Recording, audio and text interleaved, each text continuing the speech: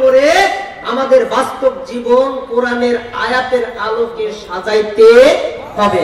আল্লাহ পাক রব্বুল আলামিন আমাদেরকে তৌফিক দান করবেন যদি আমরা এই প্রতিশ্রুতি দিই যে না, আজকে যে আলোচনা শুনবো, আমার ভিতর যেটা আছে বদগুণ ওটা ছেড়ে দেব, আমার ভিতর যেটা আছে সদ্গুণ ওটাকে বেশি করে আঁকড়ে ধরবো। যদি এই নিয়ত করে আপনি মাহফিলে বসেন, আলোচনার দ্বারাই আপনাকে পরিবর্তন করে দিবেন। তার একটা ম্যাজিক আল্লাহ তাআলা নাজিল করেছেন, তার নাম কি? আলিফ লাম রা। কিতাবুন আনজালনাহু ইলাইকা লিতুখরিজান নাসা মিনাজ যুলুমাতি ইলান নূর। আল্লাহু আকবার। আমি মুগ্ধ হয়ে গেছি কোরআনের সুর। আল্লাহু আকবার। এই পৃথিবীর বুকে কত গান শুনলাম, যে গানগুলো কত মহব্বতের, কত প্রিয়, ছেলেও গায়, বাবাও গায়, দাদাও গায়, ঠিক কিনা? এক পর্যায়ে এই গানগুলো গাইতে গাইতে নতুন একটা প্রোডাক্ট আসে, সেটা বিলীন হয়ে যায়, ঠিক না? সেটা বিলীন হয়ে যায়। কিন্তু আপনি জন্মের পর থেকে মসজিদের ইমামের মুখ থেকে, মার মুখ থেকে, বাবার মুখ থেকে, বড় বোনের মুখ থেকে, বড় ভাইয়ের মুখ থেকে সূরা ফাতিহা গুলো শুনতেছেন, ঠিক কিনা? একদিনের জন্য কি আপনার মনের ভিতর ধরেছে না আর ভালো লাগে না, নতুন একটা দাও? এরকম লাগছে? বাগানে ফুল ফুটিল, কোকিল কেন ডাকিল, ঠিক না? একসময় এই গান গাইয়ে এলাকার মানুষ পাগল বানাই ফেলছে, ঠিক কিনা? শিশুকাল ভালো ছিল, যৌবন কেন আসিল? বাগানে ফুল ফুটিল, কোকিল কেন ডাকিল। আহারে গান 35 বছর আগের গান। আমার ভাইয়ের, আমার বন্ধুগণ, এমন একটা কিতাব আল্লাহ রব্বুল আলামিন নাযিল করলেন, যে কিতাবের কাজ হলো লিতুখরিজান নাসা মিনাজ যুলুমাতি ইলান নূর। অন্ধকারে নিমজ্জিত মানুষদেরকে আল্লাহ পাক রব্বুল আলামিন টেনে হেঁচড়ে আলোর পথে নিয়ে আসবেন।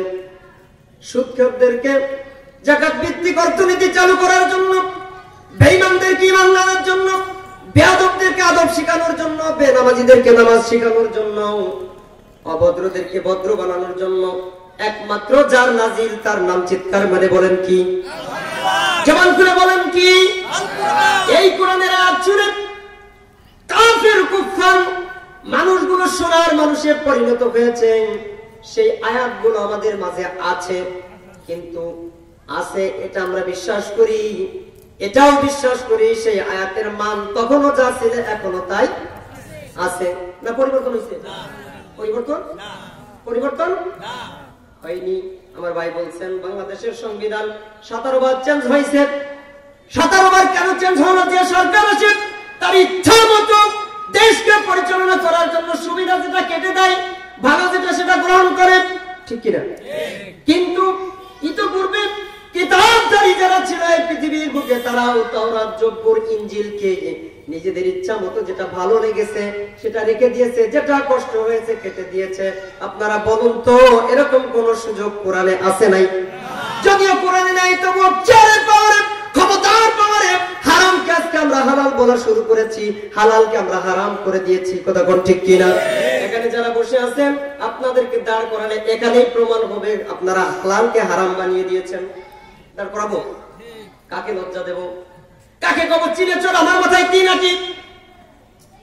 এখানে যদি আমি দাঁড় করাই 90% মানুষের টাকনুর নিচে পায়জামা, লুঙ্গি গুলো পরা আছে, অথচ আল্লাহ তাআলা বললেন, ও পুরুষ মানুষেরা তোমাদের টাকনুর উপরে পায়জামা পরো, মহিলাগুলো ঢাকো। কিন্তু শয়তান সমস্ত হুকুমের জায়গায় মানুষদেরকে ভুল বুঝিয়েছে, উল্টা বুঝিয়েছে, ঠিক কিনা? শয়তান সমস্ত জায়গায় মানুষদেরকে কি বুঝিয়েছে? ভুল বুঝিয়েছে। পক্ষান্তরে দেখা যাচ্ছে প্লাজোর নামে যে বড় বড় পায়জামা গুলো বানায়া আমার মা, আমার বোন, আমার খালা, আমার কুকুর পরনে করে দিল, আর তাদের পায়জামার ঝুল টাকনুর পরে প্রায় 5 ইঞ্চি 7 ইঞ্চি উপরে হয়ে গেছে, ঠিক কিনা?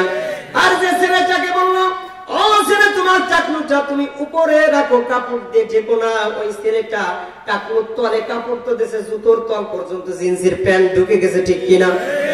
তাহলে কি ওয়াজ করবেন? প্রথমটাই ফেল। কি ওয়াজ শুনবেন? ভাই একটু সাড়ামোড়া নিয়ে আসুন তো, আমি অশান্তি সহ্য করতে পারি না।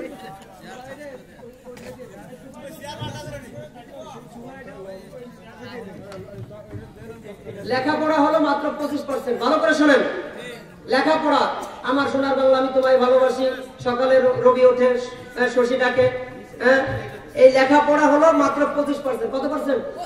কথা বলেন কত পার্সেন্ট? আর পরিবেশ, নিয়ম, শৃঙ্খলা, ভদ্রতা, নম্রতা হলো 75%। কথা বলেন ঠিক কিনা? এইগুলো যদি 75% থাকে, একটা ছেলে সামান্য পড়াশোনা করলে A+ গোল্ডেন A+ বিশ্ব খ্যাতি অর্জন করতে পারবে। কথা বলেন ঠিক কিনা?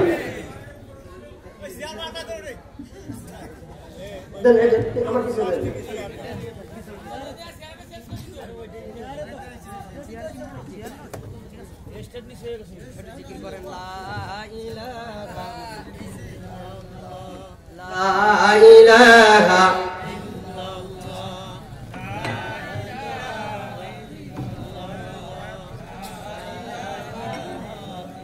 বন্ধুগণ, আমার ভাইয়েরা আমার, আমি যে কথাটা বলতেছিলাম আপনারা খেয়াল করে শুনুন।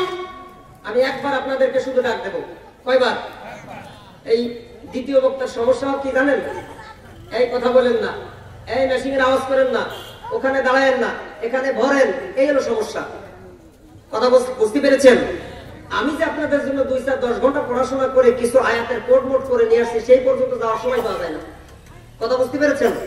এখন আমার বড় ভাই, উনি কে হইতে, আমি তো বড় ভাই তো, এই যে আমার ছোট ভাই, উনি হলো আমার বিয়ে, ওনার আব্বা আমার তাওই। আবার ও যে মুরব্বী সাদা পাঞ্জাবি পরা, উনি হলো আমার তাওই। কথা বুঝতে পেরেছেন? এরকম যদি আমি সবাই ধরি, 2-1 আমার আত্মীয় হয়ে যাবেন। আমার বাড়ি হলো পানিঘাটা। বক্তারা তার ব্যক্তি পরিচয় দিতে চায় না, মনে করে যে এই জায়গায় আসতেছে, আর আমি এখান থেকে আসি, আমি ঢাকা থেকে আসছি।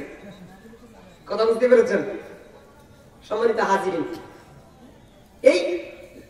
এই তো ভালোবাসা। যে যেভাবে দাওয়াত দেবে তার দাওয়াত সেভাবে গ্রহণ করতে হবে। জানি কোরআন, জানাবো কোরআন। কথা বলেন ঠিক কিনা? এখানে প্রথম, দ্বিতীয়, তৃতীয়, ফার্স্ট কোন ব্যাপার না। ব্যাপার হলো তুমি যেটা জানো সেটা মানুষের দরবারে কি পৌঁছে দাও। স্ট্যাটাস গ্রহণ করলে স্ট্যাটাসের বিচার করবে কে? কথা বলেন কে? সম্মানিত হাজিরিন, আমি যদি বলতাম যে না, আমি প্রধান বক্তা ছাড়া মাহফিল দেবো না, হয়তো বা ওনারা আমাকে দাওয়াত দিত অথবা দিত না, ঠিক কিনা? প্রধান বক্তায় মাহফিল করার, মাহফিল তো আমার বছর করে অভাব নাই। মেহমান বাড়ি যদি আমি এসে দ্বিতীয় বক্তা হই, আমার কোনো সমস্যা? মান সম্মানে কোনো ঘাটতি? কোনো সমস্যা? কোনো সমস্যা না। কিন্তু সমস্যা এক জায়গা। সমস্যা কোন জায়গা? সমস্যা আমার না, সমস্যা আপনাদের। কথা বুঝতে পেরেছেন? আপনাদেরও মূল্যায়ন করতে হবে। যেই কথা বলুন, আমি ওনার মতো, উনি এই যশবন্তপুর একটা মসজিদের ইমাম না, ওখানে বাড়ি, ইমাম কোথায়? মাশাআল্লাহ, 14 নম্বর মিরপুর, উনি ওখানে খতিব সাহেব।